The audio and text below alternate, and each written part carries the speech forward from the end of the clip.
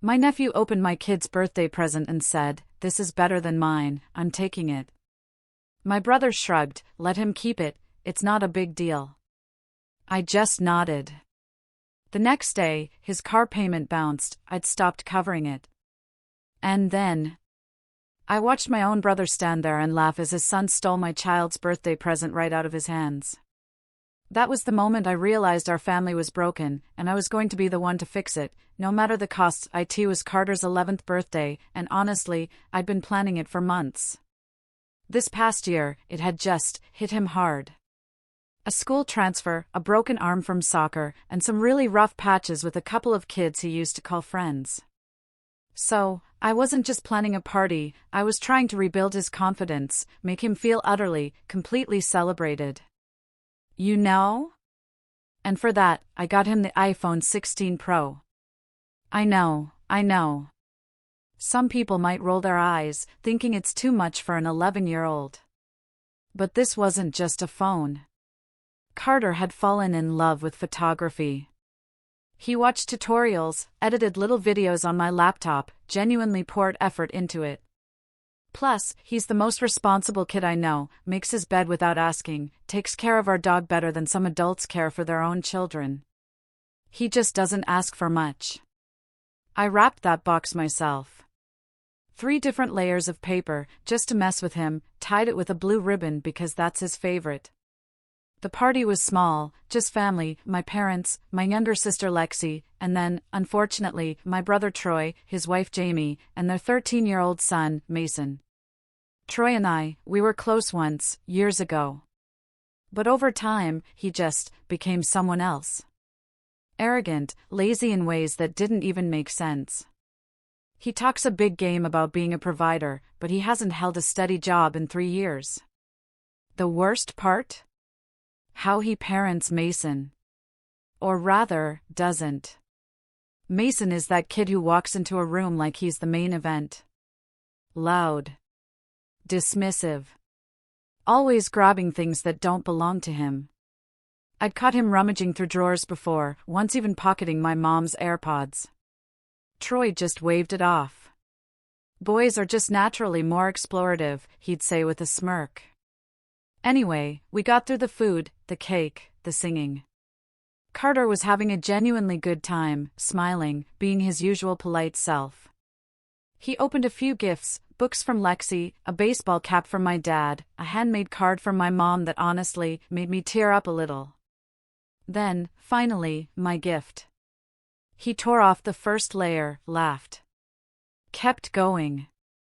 When he got to the actual box and saw that gleaming Apple logo, his eyes just widened. He stared at it, a grin spreading across his face. I could tell he knew what it was. He looked at me, not for permission, but with this pure, overwhelming gratitude. But before he could even touch it, Mason swooped in. He didn't ask. He didn't joke. He just snatched the box out of Carter's hands and declared, "This is way cooler than what I got last month. I'm keeping it." The silence that followed wasn't awkward, it was charged. Carter stood there, stunned, looking at me, still holding the colorful scraps of wrapping paper. And then, as if the situation needed more absurdity, Troy actually laughed. A loud, dismissive laugh. He said, just let him have it. It's not that serious." I looked at him. He wasn't joking. He truly thought this was funny. He thought Carter would be fine just walking away from his own birthday gift because his cousin decided to snatch it. I could feel Lexi's eyes on me. Even Jamie looked uncomfortable, but of course, she said nothing. Carter didn't cry. He didn't throw a tantrum. He just nodded when I told him we'd talk later, and that was that. But I wasn't letting it go. Oh no, not this time. What Troy completely forgot, or more likely, ignored, was that for the last 2 years, I'd been quietly helping him keep his life together. He never tells anyone, but I'd been covering his car payments every single month. He'd lost his job in 2021 and begged me not to tell our parents. Just for a few months, he'd promised. I agreed. That was 24 payments ago. The very next morning, I called the bank and I cut it off. No warning. No explanation. The payment bounced. And that, my friends, was just the beginning. By the way, if you're still with me and hooked on this unbelievable ride, make sure to hit that subscribe button. More stories like this are coming your way. Narrator continues, by the time Troy called me that afternoon, I was already halfway through drafting an email to have my name removed from his credit card account. The car payment bouncing? That was just the first domino. He started with small talk, like we hadn't just stood across from each other 24 hours ago while his son robbed mine in plain view. Hey, weird thing happened with the payment this month, he said, trying for casual. Did it get delayed or something? I didn't respond right away. I wanted to hear where he'd take it. He rambled on for another minute, laughing like it was some fluke. Then I told him. It didn't go through because I stopped paying. Silence. I could almost hear the click in his brain, like something short-circuited. He asked why, in that annoyed tone he uses when someone dares to inconvenience him. I said, Mason stole Carter's birthday gift, and instead of correcting him, you laughed. You told me to let him keep it. He actually sighed, like I was being dramatic. It's not that serious. It's a phone. I reminded him it wasn't just a phone. It was Carter's birthday present. He said I was blowing it out of proportion, that he couldn't believe I'd let a kid squabble ruin everything we'd built as siblings. That part made me laugh, a cold, humorless sound. Built what, exactly? Me bailing him out for 2 years while he played entrepreneur and posted motivational quotes on Instagram? I didn't give him another second of my time. I just hung up. Later that evening, Jamie texted me. A longer message, nicely written, saying she understood where I was coming from, but things were tight and maybe I could just help this month until they figured things out. I told her I was sorry, truly, but I couldn't. I didn't explain. She didn't reply. That weekend was quiet. Carter was more affected than he let on. I offered to buy another phone, but he told me not to worry about it. Said it wasn't a big deal, that he'd rather save up and buy one himself someday. 11 years old, teaching himself to move on, while his cousin still throws fits in public if a soda has too much ice. Monday morning, I got a fraud alert from the credit card company. At first, I thought it was spam. Then I realized it was that card, the one I co-signed for Troy 3 years ago. The one he promised was for emergencies only. Turns out he'd maxed it out and set it up to autopay minimums using one of his checking accounts, which had just been frozen due to overdrafts. So now that card was bouncing too. I spent the entire morning on the phone with customer service, explaining I no longer had any financial ties to him. They needed documents, which I had. Took hours, but I got it done. Requested full disassociation. Told them if he tried to use my name for anything again, I'd escalate. The fallout came fast. Jamie called me again, but not crying this time. Furious. Said I was tearing their Emily apart, that Troy was humiliated, that he couldn't even put gas in his car now.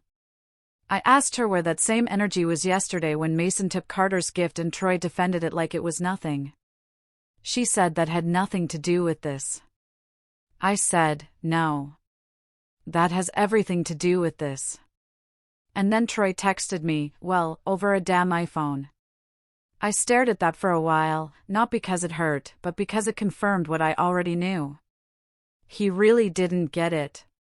He didn't see what the problem was. I wrote back, no. Over a damn lack of respect. He didn't reply, but I knew he would eventually, because the real pain was only just starting. 3 days passed without a word from Troy. Then I got the voicemail. He didn't call to talk, he left a message, like a coward. His voice had that fake, steady tone he uses when he's trying not to sound pressed. He said he was disappointed in me, that I was weaponizing money against family. And the part that really made me pause? He said, "This isn't how Mom and Dad raised us." That's Troy. Every time he gets called out, he hides behind our parents, like we grew up in some moral utopia and I'm the one breaking the code. I didn't respond. Instead, I focused on Carter. He wasn't pouting or complaining, but something in him had shifted. His backpack sat untouched for 2 days. He didn't take a single picture all week. This is the same kid who used to photograph ants on the sidewalk just to test lighting. Then I saw it. Petty. Mason had posted a video of himself unboxing the iPhone 16 with the caption, "Finally upgraded." Hashtag late birthday flex, hashtag undefeated. Carter wasn't even tagged, but some of his classmates saw it. One kid apparently said, "That's the phone your cousin stole, right?" Carter didn't tell me. I heard it from his teacher after she called to say he'd gotten into a quiet standoff with another boy. Nothing physical, but Carter had snapped. The counselor got involved. That was it for me. The next morning, I texted Jamie to let her know Troy needed to call me. Not her. Not Mason. Him. A few hours later, my phone rang. He started with, "What now?" I told him plainly, "I want the phone back." He laughed. Full-on laughed, like I'd just asked him to hand over a winning lottery ticket. He said, "You really think I'm going to take a phone from my kid because your kid's feelings got hurt?" I told him it wasn't about feelings, it was about respect. He said I was overreacting. He said I needed to grow up. Then he started going off about how I've always held money over people, like I get some thrill from it. I told him, "You're confusing help with control. I helped you when you couldn't help yourself. What you're feeling now is what it's like when someone finally stops." He hung up. That night, Jamie showed up at my house. She didn't come in. She just stood at the door, holding the phone in its box, still sealed. She didn't say a word, just handed it to me and left. I called Carter downstairs and handed him the box. He didn't say anything, just nodded and walked back to his room. It took an hour before I heard the camera shutter sound again. And I thought, good. That was the first crack of light after all this garbage, but I knew it wasn't over. 2 days later, Troy went nuclear. He posted one of those long, self-pitying rants on Facebook. Not a single name mentioned, but it didn't need one.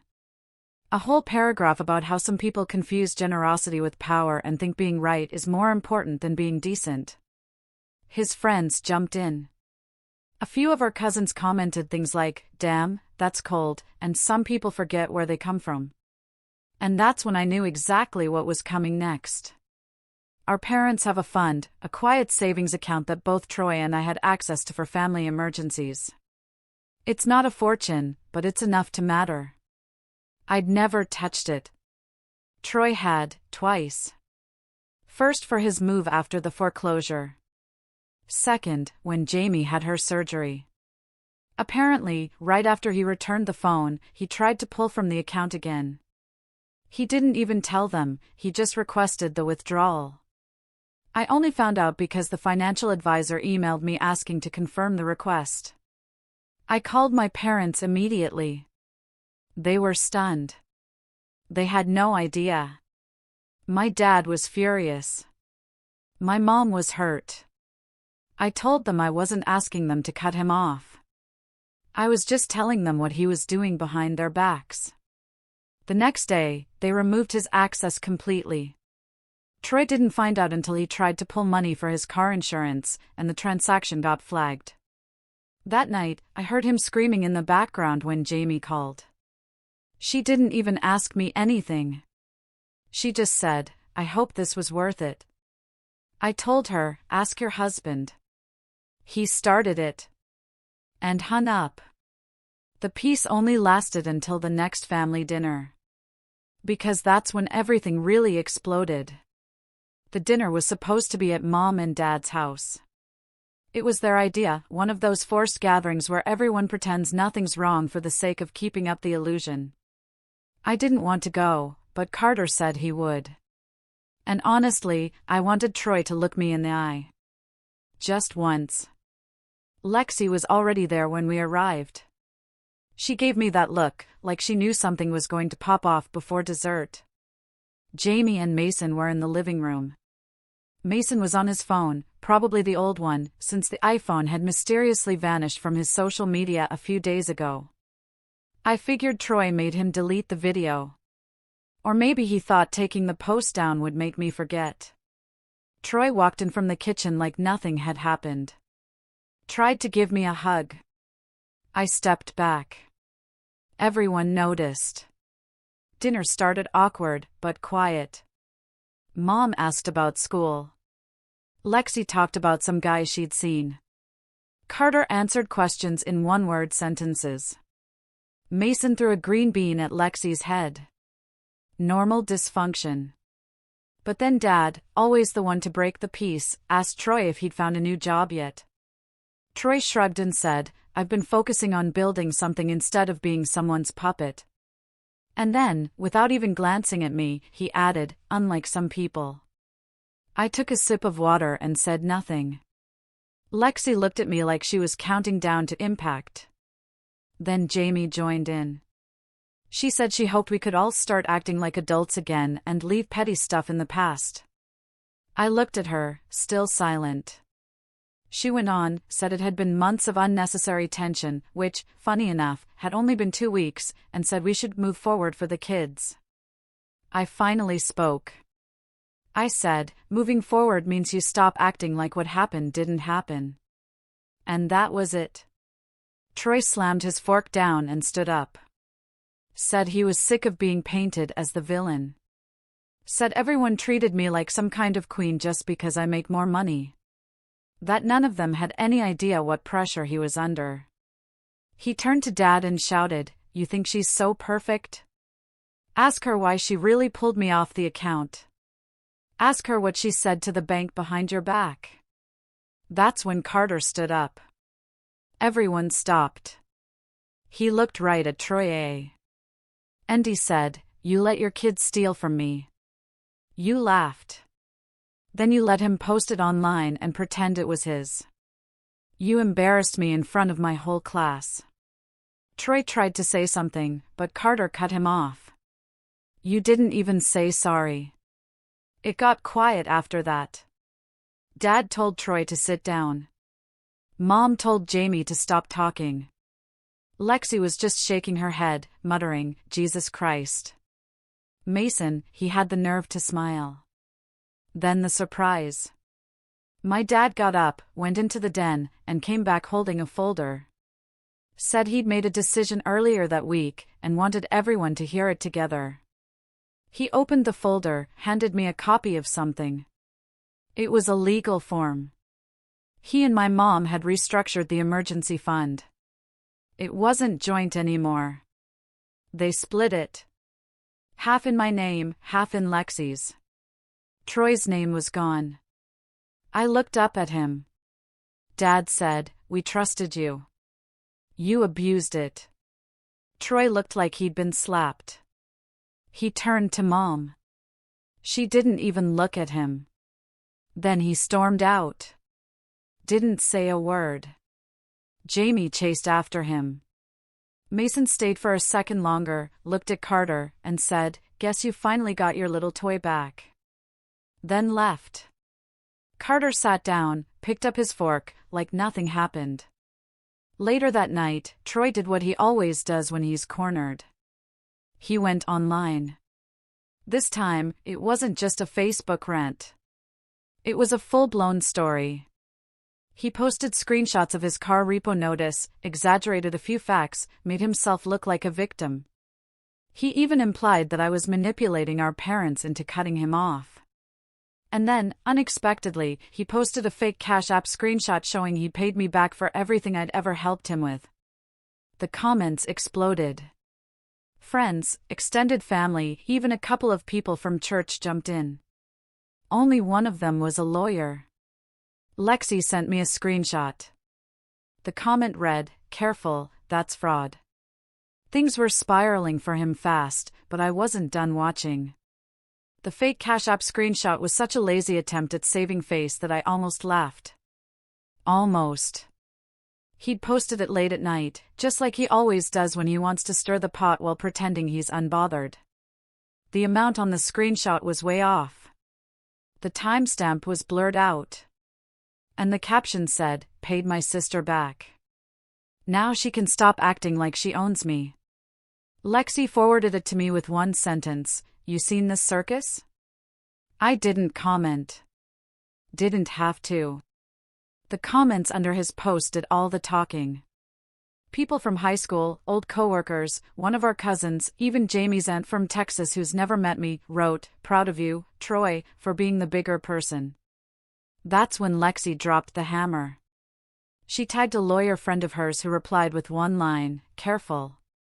Falsifying financial records publicly can count as fraud." The post disappeared an hour later. No apology. No correction. Just vanished. But it had already done the damage. By the next morning, Mom was calling me. She'd seen it. She was confused, asking if Troy really had paid me back. I told her no, that it was just another lie, that it wasn't even the worst one. And then, without planning to, I told her something I'd been keeping to myself. That 2 years ago, Troy asked me to co-sign a personal loan. And I'd said no, because by then, I already knew what kind of chaos he leaves behind. He told me if I didn't, I'd regret it. That I'd be choosing money over family. And now here we were. She didn't say anything, but I could tell something clicked for her. Still, a few days later, she tried again. Said it would mean a lot if I came to the family Christmas dinner. Said she missed me, that Carter should be with his cousins. I told her Carter had already decided he wanted to spend Christmas somewhere else this year. Just the two of us. I didn't say it to punish anyone. I said it because I meant it. I was done showing up to places out of guilt. I was done sitting at tables with people who smiled at me with their mouths and disrespected me with everything else. Then the next thing happened, and this one threw me. Troy showed up at my office. Not with Jamie. Not with Mason. Alone. I was walking to my car during my lunch break, and there he was, leaning against the passenger door like he had something important to say. I thought maybe he was going to apologize, or at least pretend to, but no. He said, "So what? You cutting me off now?" Like, completely? I didn't answer. He said, "You happy now? You got your little win?" Then he asked if I was proud of myself. Said that me turning our parents against him was low. That I was acting like some saint when I'd been holding his past over his head for years. I told him I never held anything over him. I just stopped shielding him. He said, "You always think you're better than everyone." I said, "No. I just think I deserve better than being used." He walked away without another word. I thought that might be the last time I'd see him for a while, but I underestimated him. 2 days later, a box arrived at our house.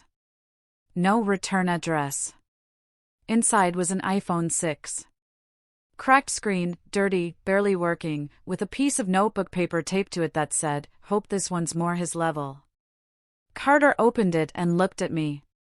I took the phone, walked it straight to the trash, and said, "Let him have the last word. That's all he's got left." But he wasn't done. Next came a comment under Carter's Instagram post. A clown emoji and a thumbs down. I didn't even have to ask. Carter blocked him immediately. Said, "I'm tired of pretending we're family just because people say we are." That night, I sent a message to my parents, told them Carter and I wouldn't be coming to Christmas, that we were flying out on the 23rd, somewhere warm, somewhere quiet. I didn't need their permission. I just didn't want them waiting for us. Mom called the next morning. She begged. Said it would tear the family apart if I didn't come. Said I was the adult and I should be the first to reconcile. I told her, I've been the adult this whole time. Then she said the one thing that made everything click. Monica, maybe you should be the bigger person. Maybe you should reach out first. I took a long breath. Then I told her the truth. Mom, I've been the bigger person for years. I paid his bills. I kept his secrets. I looked the other way while he raised a disrespectful, entitled child who bullied mine. I let it all slide to keep the peace. But now, though? He's a grown man. Let him clean up what he broke. We booked our flights that afternoon. When Christmas came, Carter and I were 1,300 miles away on a beach, watching the sunset with our feet in the water. He took more pictures that week than I'd seen him take in months. And Troy? He didn't show up to Christmas either. But that wasn't a peace offering. That was a tantrum. And the silence he left behind, that was him daring our parents to miss him enough to beg. But this time, no one did. Coming back from that trip felt like landing in a different version of our life. Not better, just clearer. Carter unpacked his camera gear before his clothes. He was already editing before I finished going through the mail pile. For the RST time in a long time, the house didn't feel like something I had to defend. It just felt like ours again. 3 days after we got back, I got the expected message from Mom, "Can we talk in person?" I met her at the usual coffee shop near her place. She hugged me like everything was normal. I sat down, waited. She got to it fast. She missed us at Christmas. It didn't feel the same. Then she said quietly that she and Dad had spoken to Troy, that things were calmer now. And then they asked, she wanted me to reach out first. Said someone had to. Said family doesn't heal through silence. I looked at her and asked, what exactly has Troy done since Christmas that tells you he wants to make things right? She didn't answer at first. Just gave me that vague mom face, like disappointment mixed with forced optimism. Then she said, he's been through a lot. So has Carter, I told her. She said, I know. I know. But you're the stronger one. You can take the first step. I said, I did. I took the first step when I paid his car note, and the second, and third, and 20th. This isn't about strength anymore. It's about respect. She said nothing after that. She just stirred her coffee until it was cold. I left first. A week later, Troy messaged Carter. Just one line, sorry things went down like that. You deserved better.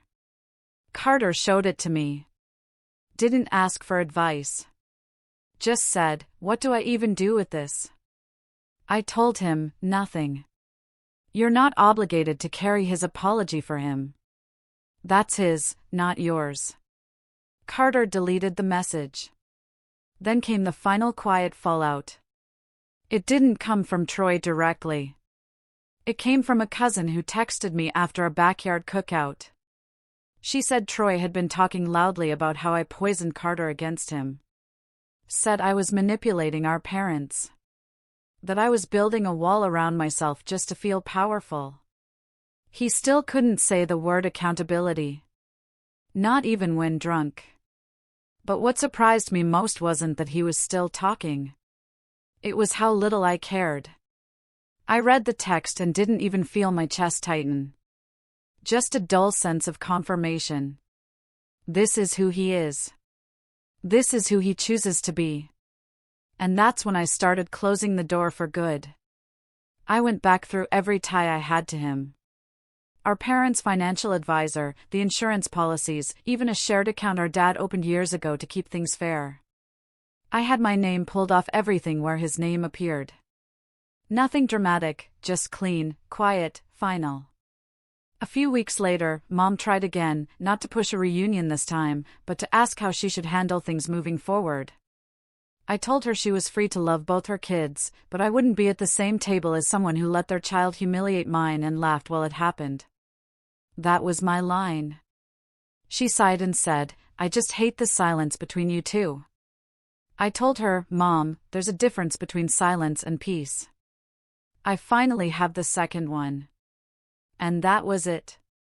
Ending, months passed. No more texts. No more games. The distance didn't close. It just became normal. Carter won a regional photo contest. He got a certificate in the mail and stuck it on the fridge next to a picture he'd taken in Miami. Sunset over the ocean, warm light everywhere. We were eating breakfast when he said, You know, this year was kind of the worst, but also kind of not. I smiled and said, Yeah, I know what you mean. We still hear about Troy now and then, mostly from people who haven't caught up with the full version of the story. Some ask if we'll ever patch things up. I always say the same thing. It's not about patching it up. It's about deciding what you'll let back into your life, and what you're finally brave enough to leave out. I chose peace. And peace stayed. Sometimes, when I drive past the street where Troy and Jamie used to live, I wonder if he ever looks back and realizes what he traded for pride. Not just the money, not even the phone, but the trust, the closeness, the family that once gave him every benefit of the doubt. Carter never asks about him anymore. And I don't bring it up. Not because it hurts, but because it finally doesn't. This journey was messy, painful, but ultimately, incredibly freeing. I'm curious, what would you have done in my place? Have you ever had to draw a line with family to protect your peace or your kids? Let me know in the comments below. I really want to hear your thoughts.